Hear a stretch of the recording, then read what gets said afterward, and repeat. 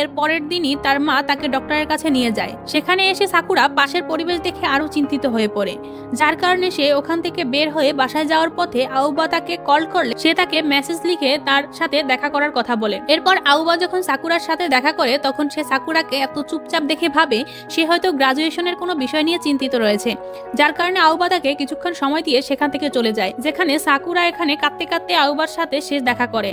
ঠিক এরপরেই আমাদেরকে আবার বর্তমান সিনে নিয়ে আসা হয়, যেখানে আউবা তখন কাঁদছিল। অন্যদিক সাকুরাও কিছু পথ যাওয়ার পরে সে তার কষ্টে দুঃখে ফুপিয়ে ফুপিয়ে কাঁদতে শুরু করে।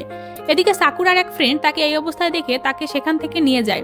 এরপরে আমরা তাদেরকে একটি রেস্টুরেন্টে বসে থাকতে দেখি, যেখানে সাকুরা তখন দেখতে পায় তার কাছে আউবার একটি ইয়ারফোন রয়ে গিয়েছে, যার কারণে সে তখন আউবাকে সেটা ফেরত দেওয়ার কথা ভাবে, কেননা সে জানে আউবা মিউজিক কতটা পছন্দ করে। ঠিক অন্যদিকে তখন আমরা দেখতে পাই আউবা মিনাটুকে কাঁদতে কাঁদতে সাকুরার কথা বলছিল। এটা শুনে বেচারা